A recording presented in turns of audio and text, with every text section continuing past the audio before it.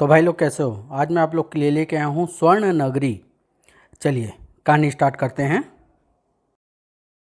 बहुत पुराने समय की बात है। एक गांव में कुंदन नाम का एक गरीब व्यक्ति अपनी बूढ़ी माँ के साथ रहा रहा करता था। वह पास के जंगल से लकड़ियाँ काटता और उन्हें बेचकर किसी तरह अपना और अपनी बूढ़ी माँ का पेट भरा करता था। एक दिन जब कुंदन रोज की भांति जंगल में लकड़ियां काट रहा था तो दूर से उसे एक घुड़सवार आता दिखाई दिया। वह कोई घुड़सवार, आश्चर्य है, आज तक मैंने इस जंगल में किसी घुड़सवार को आते नहीं देखा।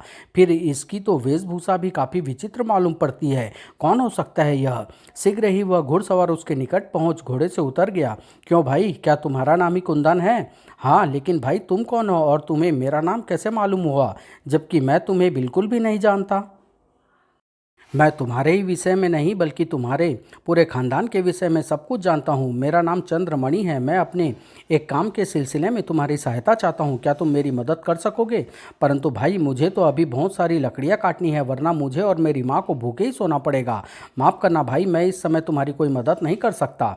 कुंदन की बात सुनकर घुड़सवार चंद्रमणि पहले हंसा फिर बोला, सुनो भाई कुंदन, यदि तुम मेरी सहायता करोगे तो मैं तुम्हें इतना धन दूंगा कि तुम्हें जीवन में फिर कभी लकड़ियाँ काटने की ज़रूरत नहीं पड़ेगी। अब अच्छी तरह सोच लो। कुंदन सोच में पड़ गया।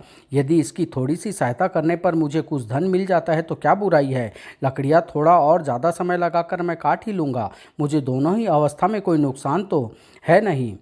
ठीक है भाई, यदि तुम मेरे समय की कीमत चुका दोगे तो भला तुम्हारी सहायता करने में मुझे क्या एतराज़ हो सकता है। कहिए, मुझसे आपको किस प्रकार की सहायता चाहिए? मेरी सहायता करने के लिए पहले तुम्हें मेरे साथ कहीं चलना पड़ेगा। मैं तैयार हूँ। शाबाश, ज़रा ठहरो, पहले मैं तुम्हारे लिए एक घोड़े का प्रबंध कर लूँ, वरना निश्चित स्थान पर पहुँचने में काफ़ी समय लग जाएगा। कहकर चंद्रमणि ने निकट पड़े एक पत्थर को उठाया और उसे हाथ में लेकर न जाने क्या बड़बड़ाने लगा। अड़म गुड़म गुप गो गुम भू गू। फिर शीघ्र ही उसने वो पत्थर सामने जमीन पर दे मारा। पत्थर के धरती से टकराते ही एक भयानक गड़गड़ाहट हुई और धरती कांपने लगी। आसपास के पेड़ भी जोर जोर से हिलने लगे। उफ, यह अचानक क्या हुआ? दूसरे ही क्षण उस स्थान से जहां पर घुड़सवार चंद्रमणि ने वह पत्थर पटका था, कुंदन को लाल रंग का गाढ़ा गाढ़ा धुआं निकलकर आकाश में उठता हुआ दिखाई दिया। हे ईश्वर, अब यह लाल रंग का धुआं कैसा? अगले ही पल, ओह सुंदर एवं स्वस्थ घोड़ा! कुंदन, इस घोड़े पर बैठ जाओ और मेरे पीछे पीछे चले आओ। बहुत अच्छा। कुंदन कुछ सोचकर उस सफ़ेद घोड़े पर सवार हो चुपचाप उस अजनबी घुड़सवार चंद्रमणि के पीछे पीछे चल पड़ा। जरूर यह कोई मांत्रिक अथवा जादूगर है, लेकिन आश्चर्य है कि इतनी चमत्कारिक शक्ति के रहते हुए भी इसे मेरी सहायता की आवश्यकता क्यों पड़ गई। ऐसा कौन सा कार्य है जो यह स्वयं नहीं कर सकता और मुझसे कराना चाहता है। खैर, अब तो यह रहस्य जानना ही पड़ेगा। काफ़ी देर तक लगातार सफ़र करने के पश्चात वे जंगल पार कर एक ऊंचे पहाड़ के सामने जा पहुंचे। पहाड़ इतना लंबा चौड़ा था कि दूर दूर तक आगे बढ़ने का कोई मार्ग नहीं था। भाई, आखिर तुम मुझे कहाँ लिए जा रहे हो? यहाँ से तो बिना इस पहाड़ को पार किए आगे बढ़ने का कोई मार्ग नहीं, और इस ऊंचे पहाड़ पर चढ़कर दूसरी ओर पहुँचना कम से कम इंसान के वश की तो बात नहीं है। चिंता मत करो, केवल देखते जाओ। हमारे घोड़े अभी इस पहाड़ को पार कर हमें शीघ्र ही हमारी मंजिल पर पहुंचा देंगे। चंद्रमणि ने फिर कोई मंत्र पढ़ा। तुरंत दोनों घोड़े आकाश में उड़ने लगे और पलक झपकते ही उस पहाड़ को पार कर गए। अद्भुत! पहाड़ को पार करने के पश्चात छोटी छोटी घाटियां शुरू हो गई। कुंदन को नीचे की सभी वस्तुएं बहुत ही छोटी छोटी नजर आ रही थी। तभी उसने महसूस किया कि उसका घोड़ा धीरे धीरे नीचे उतर रहा है। भाई, मेरा घोड़ा तो नीचे उतर रहा है। हाँ, हमारी मंजिल आ पहुंची है। हमें नीचे ही एक घाटी में उतरना है। ओह! फिर थोड़ी ही देर बाद दोनों घोड़े एक घाटी के बीच में स्थित एक बड़ी नदी के किनारे उतर गए। क्या यही हमारी मंजिल है? बिल्कुल ठीक समझे, अब घोड़े से उतर जाओ। उन दोनों के उतरते ही दो उन दोनों के उतरते ही दोनों घोड़े अदृश्य हो गए। इस बार उनके अदृश्य होने पर कुंदन को कोई आश्चर्य नहीं हुआ, क्योंकि वह एक बुद्धिमान और बहादुर व्यक्ति था और तब तक बहुत कुछ समझ चुका था। लेकिन उस नदी में स्वच्छ एवं शीतल पानी देखकर सहसा उसे तीव्र प्यास लगाई। परंतु जैसे ही उसने आगे बढ़कर पानी पीना चाहा, चंद्रमणि ने उसे रोक दिया। कुंदन, इस नदी का पानी भूल कर भी मत पीना, वरना तुरंत मर जाओगे। मगर दोस्त, मुझे तो बहुत ज़ोरों से प्यास लग रही है। यदि मुझे जल्दी ही पानी नहीं मिला तो मैं वैसे ही मर जाऊंगा। मैं जानता हूँ मित्र, इस नदी के जल को देखने के पश्चात एकदम प्यास भड़क उठती है, परंतु जो इस पानी को पीता है उसका क्या हश्र होता है। यदि जानना चाहते हो तो उस तरफ देखो। कुंदन ने तुरंत पलटकर देखा। उसे नदी के किनारे स्थान स्थान पर मनुष्यों के हड्डियों के ढांचे दिखाई दिए, जिन्हें देखकर वह मन ही मन सिहर उठा। उफ, ये उन अभागे मनुष्यों के अस्थि पंजर है जिन्होंने इस नदी का पानी पीने का मूर्खता की थी। दोस्त, तुमने मेरी जान बचाई है, इसलिए मैं बिना किसी स्वार्थ के तुम्हारी सहायता करने को तैयार हूँ। अब मुझे सारा विवरण बताओ कि मैं तुम्हारी किस प्रकार की सहायता कर सकता हूँ। धन्यवाद मित्र, लेकिन अपने कार्य के विषय में बताने से पहले मैं तुम्हें अपने बारे में सब कुछ बता देना उचित समझता हूँ, ताकि तुम मुझ पर पूरा विश्वास करने के पश्चात तुम स्वेच्छा से मेरी सहायता कर सको। सुनो, यहाँ से बहुत दूर एक देश है, उसका नाम है काला देश। मेरे पिता लालमणि वहाँ के राजा सूर्यसेन के खास आदमी थे। राजा सूर्यसेन सब काम मेरे पिता से सलाह मशवरा करने के पश्चात ही करते थे, क्योंकि मेरे पिता एक बहुत बड़े मांत्रिक हैं। आज से 18 साल पूर्व एक बहुत बड़े मांत्रिक ने हमारे देश पर अचानक आक्रमण कर दिया। हाय आह, मेरे पिता भी उस मांत्रिक का सामना न कर सके क्योंकि वह मांत्रिक मेरे पिता से भी ज़्यादा शक्ति रखता था। उफ, मेरी शक्तियाँ उसके सामने कमज़ोर साबित हो रही है। इस युद्ध को जीत पाना संभव नहीं। कई दिनों के घमासान युद्ध के पश्चात सूर्यसेन को वास्तव में हार का सामना करना पड़ा। पकड़ लो इसे। ओह, महाराज को उन्होंने घेर लिया है, लेकिन अब उनकी मदद कर पाना मेरे लिए असंभव है। फिर दुष्ट मांत्रिक काक्रोन ने राजा सूर्यसेन को अपनी मांत्रिक शक्ति के जोर से तोता बनाकर एक पिंजरे में कैद कर दिया। इस पिंजरे से तुम कितने अच्छे लग रहे हो राजा सूर्यसेन। तुम्हारी प्रजा तुम्हें इस अवस्था में देखकर कितनी प्रसन्न होगी। मेरे पिता ने यह सब देख सुनकर यही उचित समझा कि देश छोड़कर निकल भागे और फिर कभी उचित मौका पाकर मांत्रिक काक्रोन को समाप्त कर राजा सूर्यसेन को उसको चुंगल से आज़ाद कराया जाए। यह सोचकर वे मुझे लेकर उस देश से निकल भागे। और मित्र, इस समय वे यहाँ से बहुत दूर एक घाटी में बनी एक गुफा में निवास कर रहे हैं। मैं अब तक उनके पास ही था और बचपन से ही उनसे मंत्र तंत्र सीखना आरंभ कर दिया था। और आज से कुछ दिन पूर्व ही अचानक उन्होंने मुझे अपने पास बुलाकर कहा था। चंद्रमणि कह रहा था, बेटा, यदि हमें किसी प्रकार से मृत नदी में स्थित स्वर्ण नगरी से कुछ अद्भुत वस्तुएं मिल जाए तो हम उस दुष्ट मांत्रिक काक्रोन पर विजय पा सकते हैं। ओह, यदि ऐसी बात है तो आप मुझे आदेश दीजिए बाबा। मेरा जोश देखकर मेरे पिता प्रसन्न हो उठे और उन्होंने मुझे मृत नदी का मार्ग और उन अद्भुत वस्तुओं के बारे में सब कुछ बता दिया। लेकिन जब मैं सारी तैयारियां कर वहां से चलने को हुआ तो उन्होंने मुझे रोक कर एक बात और बताई। सुनो बेटा, मैं तुम्हें एक विशेष बात तो बताना ही भूल गया। इस काम के लिए तुम्हें एक विशेष व्यक्ति की सहायता लेनी पड़ेगी। बगैर उस व्यक्ति की सहायता के तुम वे अद्भुत वस्तुएं प्राप्त नहीं कर सकोगे। ओह, कौन है वह व्यक्ति बाबा, मुझे इसके बारे में बताइए। और जानते हो मित्र, मेरे पिता ने उस व्यक्ति का क्या नाम बताया? कुंदन, यानी तुम्हारा नाम। यानी तुम ही वह व्यक्ति हो जिसकी मदद से मैं वह वस्तुएं प्राप्त कर सकता हूँ। ओह, तब तो मित्र निश्चित रूप से इस नदी का नाम मृत नदी ही होगा। बिल्कुल ठीक समझे मित्र, यही है वह मृत नदी और इसी नदी में स्थित उस स्वर्ण नगरी से मुझे 3 अद्भुत वस्तुएं प्राप्त करनी है। तो फिर देर किस बात की, मैं हर प्रकार से तुम्हारी मदद करने के लिए तैयार हूँ। मित्र, बताओ मुझे क्या करना होगा। तो सुनो, इस नदी के भीतर जिस राजा का राज्य है उस राजा को विचित्र विचित्र वस्तुओं को संग्रह करने का बड़ा शौक है। मैं तुम्हें अपने मंत्रों के जोर से एक पुतला बना दूंगा। फिर धीरे धीरे कुंदन को चंद्रमणि अपनी योजना समझाने लगा।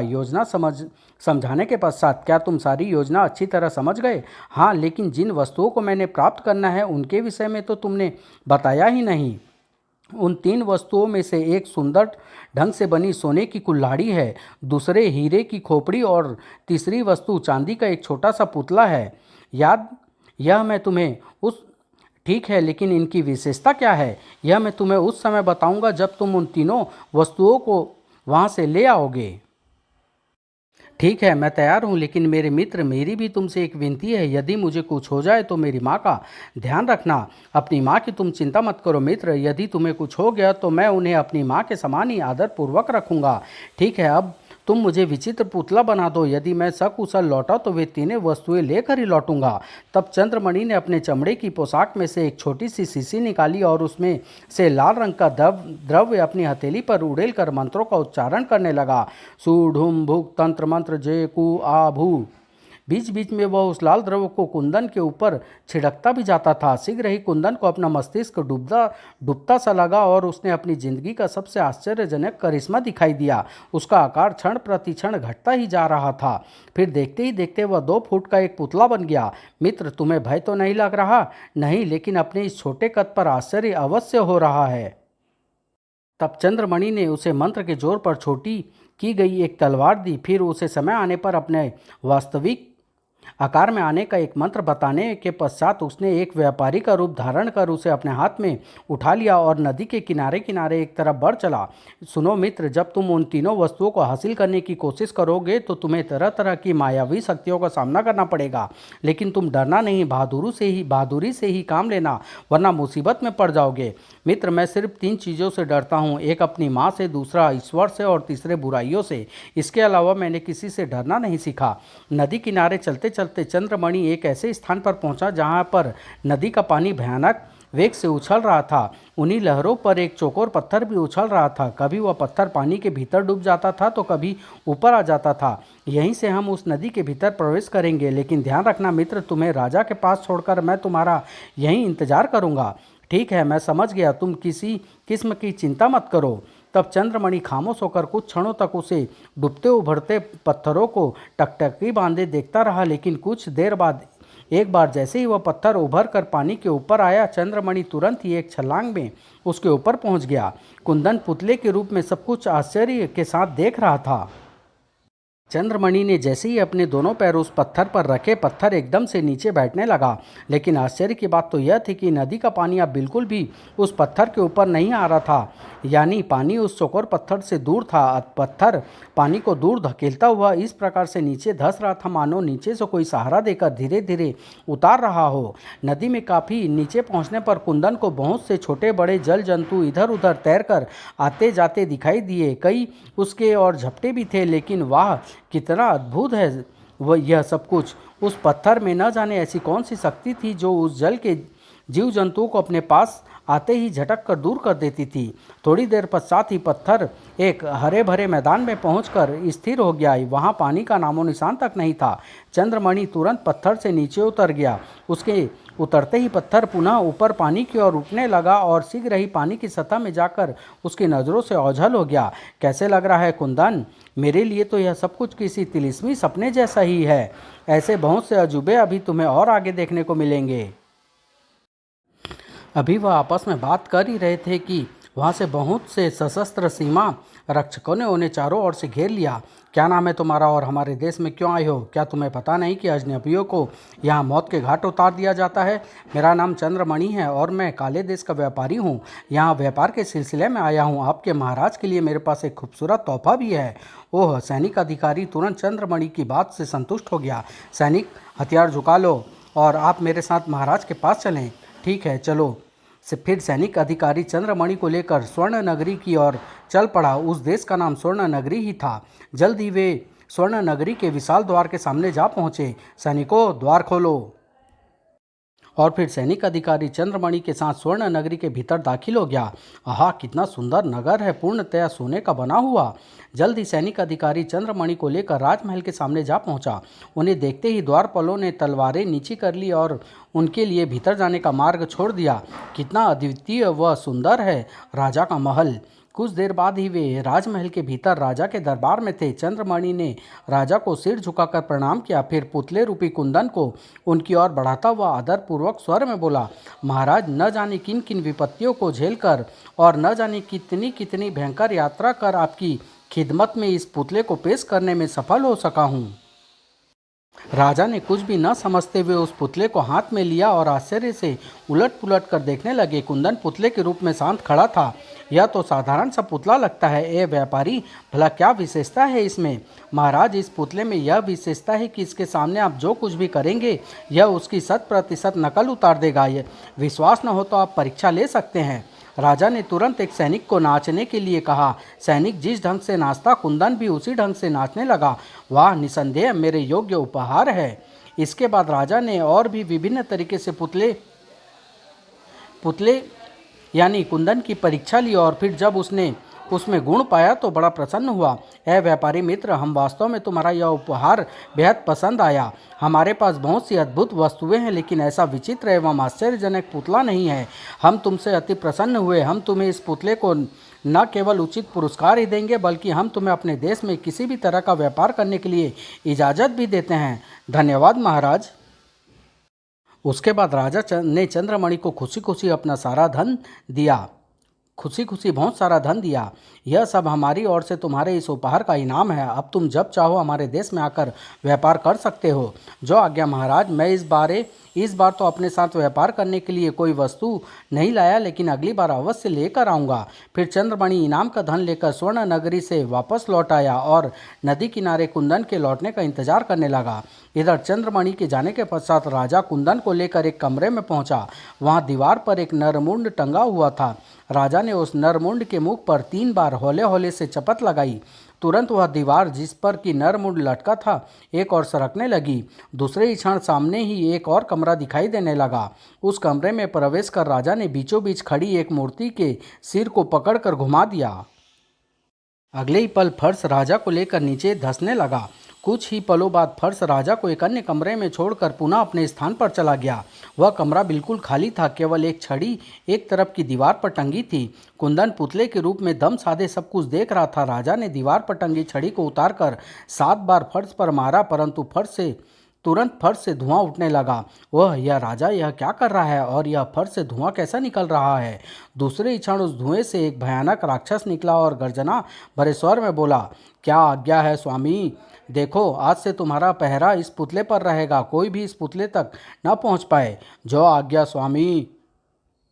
फिर राजा दीवार पर छड़ी टांग और कुंदन को वहीं छोड़ जैसे आया था वैसे ही वापस लौट गया। उसके वहां से जाते ही राक्षस भी गायब हो गया। राक्षस गायब तो हो गया, लेकिन वह जरूर अदृश्य होकर मुझ पर पहरा दे रहा होगा। तभी सहसा दीवार पर टंगी छड़ी को देखकर उसके मस्तिष्क में एक विचार उभरा। वह राक्षस इसी छड़ी के फर्श पर मारने से प्रकट हुआ था। यदि इस छड़ी को अपने काबू में कर लूं तो वह मेरे काबू में आ सकता है, लेकिन छड़ी पर काबू पाने से पहले मुझे अपने वास्तविक रूप में आ जाना चाहिए, ताकि आने वाले खतरों से निपटा जा सके। सोचने विचारने के पश्चात कुंदन ने चंद्रमणि द्वारा बताया मंत्र पढ़ना आरंभ किया और धीरे धीरे उसका आकार बढ़ने लगा। लेकिन अभी वह अपने वास्तविक रूप में आया ही था कि भयानक गर्जना के साथ राक्षस प्रकट हुआ। परंतु कमरे में पुतले के स्थान पर लंबे चौड़े स्वस्थ कुंदन को देखकर वह क्रोध से फुफकार उठा। कौन है तू? यहाँ तक कैसे पहुँचा? और यह विचित्र पुतला कहाँ गया? जल्दी बताओ, वरना मैं तुम्हारी गर्दन मरोड़ दूंगा। मेरा नाम कुंदन है और मैं ही पुतले के भेष में था। मैं यहाँ से 3 वस्तुएं लेने आया हूँ और तीनों वस्तुओं को प्राप्त करके ही लौटूंगा। ठहर जा, मैं तुझे अभी मजा चखाता हूँ। तू जानता नहीं कि मेरे हाथ से कोई बचकर नहीं निकल सकता। राक्षस को अपने ऊपर झपटता देख कुंदन ने झट अपनी म्यान से तलवार खींच ली। क्यों अपने प्राण गंवाना चाहते हो? मेरे रास्ते से हट जाओ और मेरी मदद करो, वरना। कुंदन को तलवार निकालते देख राक्षस ने अपना विराट मुख खोला। उसमें से आग और अंगारे निकलकर कुंदन पर गिरने लगे, लेकिन कुंदन सावधान था। उसने तुरंत अपने स्थान से उछाल भरी और राक्षस के पीछे पहुंचकर उसने तलवार का भरपूर वार राक्षस की पीठ पर किया। घायल हो राक्षस पीड़ा से चीखा जरूर था, लेकिन दूसरे ही क्षण उसने पलटकर कुंदन पर एक जोरदार फूंक मारी, जिससे कुंदन कमरे में किसी सूखे पत्ते के समान उड़ने लगा। उफ! और उड़ता हुआ वह उस दीवार से जा टकराया जिस पर छड़ी टंगी थी। यदि जल्दी ही इस पर काबू नहीं पाया गया तो यह मुझे वास्तव में ही ठिकाने लगा देगा। कुंदन संभल कर पुनः उठ खड़ा हुआ और जैसे ही राक्षस ने उसे पकड़ने के लिए हाथ आगे बढ़ाया, उसने तलवार का भरपूर वार उस हाथ पर किया। आई! पीड़ा से राक्षस बुरी तरह उछलने कूदने लगा। मौका देख कुंदन तेजी से दीवार पर टंगी छड़ी की ओर झपटा। यह बिना छड़ी के आसानी से काबू में नहीं आएगा।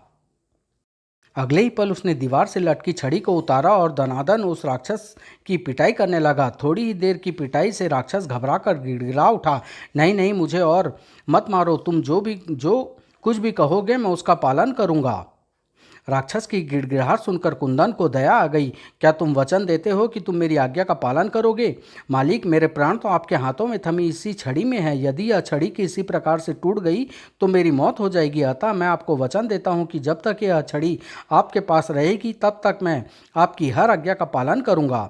तो ठीक है, तुम्हारे प्राणों को मैं बख्श रहा हूँ। अब तुम मुझे तुरंत उस विशेष कमरे में ले चलो जहाँ सोने की अद्भुत कुल्हाड़ी, हीरे की खोपड़ी व चांदी का पुतला रखा है। मालिक, यह आप क्या कह रहे हैं? वहाँ आपके प्राणों को खतरा है। तीनों वस्तुएं अलग अलग कमरों में रखी हुई है और इन तीनों कमरों में मुझसे भी बलवान व मायावी राक्षसों का पहरा है। वहाँ मैं भी आपकी कोई मदद नहीं कर पाऊंगा। ओह! राक्षस की बात सुनकर कुंदन सोच में पड़ गया। फिर कुछ सोचने के बाद बोला, अच्छा, तुम मुझे उस विशेष कमरे के बाहर तक छोड़ सकते हो? बस फिर मैं स्वयं देख लूँगा। हाँ, यह मैं कर सकता हूँ।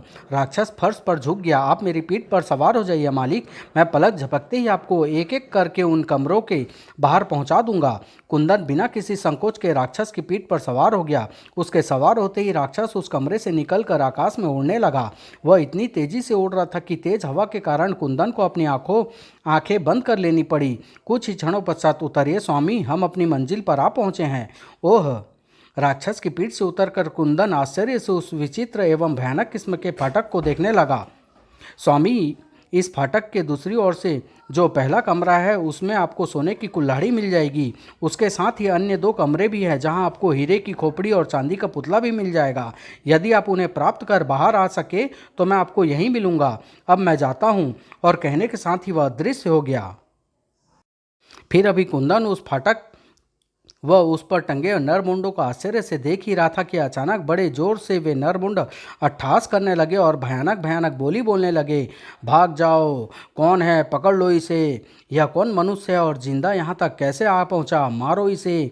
कुंदन के स्थान पर यदि कोई दूसरा होता तो निस्संदेह उस भयानक आवाज़ को सुनकर भाग गया होता, लेकिन कुंदन जरा भी नहीं डरा। फिर उसे चंद्रमणि की चेतावनी को भी तो ध्यान था। अतः उसने झट अपनी म्यान से तलवार खींची और बीच वाले नरमुंड पर पूरी ताकत से प्रहार किया। और इसके साथ ही ऐसी ऐसी भयंकर भयंकर चीखें निकलने लगी कि कुंदन भी घबरा उठा। मगर अगले ही क्षण फिर उसे चंद्रमणि की चेतावनी का ध्यान आया और उसने तलवार से दूसरे नरमुंड के भी टुकड़े कर दिए। उसके टुकड़े होते ही और भी भयंकर भयंकर आवाज़ें निकलने लगी। भाग जाओ वरना मारे जाओगे! लेकिन कुंदन ने बिना डरे उस दरवाजे पर लटके समस्त नरमुंडों के एक एक करके टुकड़े कर दिए। सभी नरमुंडों के नष्ट होते ही भयानक आवाज़ें स्वयं ही शांत हो गई और फाटक धीरे धीरे पूरा खुलने लगा। फाटक के पूरा खुलते ही कुंदन भीतर प्रविष्ट हो गया। ओह! शायद यह वही कमरा है जहाँ राक्षस ने सोने की कुल्हाड़ी के मौजूद होने की बात कही थी। शीघ्र ही वह उस तिकोने कमरे के भीतर था। अरे, यहाँ तो सिवाय इस हवन कुंड के और कुछ भी नहीं, वह सोने की कुल्हाड़ी भी नहीं। तभी एकाएक उसकी दृष्टि छत की ओर उठी और छत से लटक रही सोने की कुल्हाड़ी को देखकर वह प्रसन्नता से उछल पड़ा, परंतु दूसरे ही क्षण वह चिंतित भी हो उठा, क्योंकि कुल्हाड़ी छत की कड़ियों से लिपटे एक विशालकाय अजगर के मुंह में दबी थी। ओह! यह वह रही सोने की कुल्हाड़ी, लेकिन अजगर के मुंह में दबी हुई है। उसके मुंह से कैसे निकालूं? अचानक कुंदन को अपनी छड़ी का ध्यान आया। उसने छड़ी को अजगर पर फेंक मारा। शायद यह छड़ी ही काम दे जाए। परिणाम आसानुकूल निकला। छड़ी के टकराते ही अजगर कुल्हाड़ी समेत नीचे गिरने लगा। वो मारा! दूसरे ही पल अजगर कुल्हाड़ी समेत नीचे जल रहे अग्निकुंड में जा चढ़ा। अग्निकुंड में गिरते ही अजगर जलकर भस्म हो गया और आग भी धीरे धीरे मध्यम पड़कर बुझ गई। कुंदन शीघ्रता से अग्निकुंड से कुल्हाड़ी निकालने के लिए आगे बढ़ा, लेकिन तभी उसमें से एक भयानक एवं विकराल राक्षस प्रकट हुआ, जिसके हाथ में वही सोने की कुल्हाड़ी दबी हुई थी। अरे दुष्ट, कौन है तू? यहाँ कैसे आ गया? जल्दी जवाब दे, वरना मैं इसी कुल्हाड़े से तेरी गर्दन काट दूंगा। कुंदन झट म्यान से तलवार खींच ली और बोला, मेरा नाम कुंदन है। मैं यहाँ तीन चीज़ों को प्राप्त करने आया हूँ, जिनमें से एक तुम्हारे हाथ में थमी यह कुल्हाड़ी है। यदि तुम अपनी भलाई चाहते हो तो यह कुल्हाड़ी मुझे दे दो, वरना मेरी तलवार तुम्हारी गर्दन काट देगी। राक्षस उस पर झपटता हुआ क्रोधित स्वर में गुर्राया, दुष्ट, ठहर जा! मुझे मारने की धमकी देता है? कुंदन ने तुरंत चंद्रमणि का नाम लेकर एक लंबी उछाल भरी और तलवार से उसकी गर्दन पर भरपूर वार किया। खचाक! आई! कुल्हाड़ी राक्षस के हाथ से छूट गई और गर्दन धड़ से जुदा हो फर्श पर लुढ़कने लगी। फर्श पर लुढ़कती हुई राक्षस की खोपड़ी सामने वाली दीवार से टकराई और को तुरंत वहाँ एक और विशाल द्वार दिखाई दिया। ओह, एक और द्वार! कुंदन ने फर्श से सोने की कुल्हाड़ी उठाकर अपनी कमर में खोंसी और तलवार संभालकर उस द्वार की ओर बढ़ा। शायद उस कमरे में मुझे हीरे की खोपड़ी अथवा चांदी का पुतला मिल जाए। लेकिन दूसरे कमरे में पहुंचते ही तेज प्रकाश से उसकी आंखें चौंधिया सी गई। उफ, कैसा तीव्र प्रकाश है! आंखें खोली नहीं जा रही। वह तीव्र प्रकाश एक खोपड़ी से निकल रहा था जो हीरे की ही खोपड़ी थी। तभी एक भयानक अट्टहास सुनकर कुंदन ने पुनः आंखें खोली। उफ, यह कैसा भयानक जानवर है! हीरे की खोपड़ी भी उसके हाथ में है। कौन है तू? जल्दी से भाग जा वरना मैं तुझे खा जाऊंगा। परंतु कोई जवाब देने के बजाय कुंदन ने कुछ सोचकर बिजली की सी फुर्ती के साथ अपनी कमर में खुसा सोने का कुल्हाड़ा निकाला और पूरी शक्ति से उस विचित्र नरसिंह की गर्दन पर वार किया। खचाक! एक ही वार में उस नरसिंह की गर्दन धड़ से जुदा होकर हवा में तैरने लगी। हवा में तैरती हुई उस नरसिंह की खोपड़ी पहले वाले राक्षस के सिर की तरह ही सामने वाली दीवार से जा टकराई। जो तो एक जोरदार आवाज हुई, धड़ाम! ओह! दूसरे ही क्षण वहां एक और द्वार उत्पन्न हो गया। आहा, अवश्य ही चांदी का पुतला इसी तीसरे कमरे में होगा। कुंदन ने कुल्हाड़ी को कमर में ठूसा और हीरे की खोपड़ी को उठाकर कमरे में बेधड़क प्रविष्ट हो गया। लेकिन कमरे में प्रविष्ट होते ही वह बुरी तरह चौंक उठा। ओह, अद्भुत! क्या कुंदन चांदी का पुतला प्राप्त कर सका? चंद्रमणि ने कुंदन को जो कहानी सुनाई थी, क्या वह सच थी? सोने की कुल्हाड़ी, हीरो की खोपड़ी और चांदी के पुतले का क्या रहस्य था? इन सभी प्रश्नों का उत्तर जानने के लिए नेक्स्ट भाग का इंतजार कीजिए। चांदी का पुतला बहुत जल्द लेके आऊँगा। समाप्त।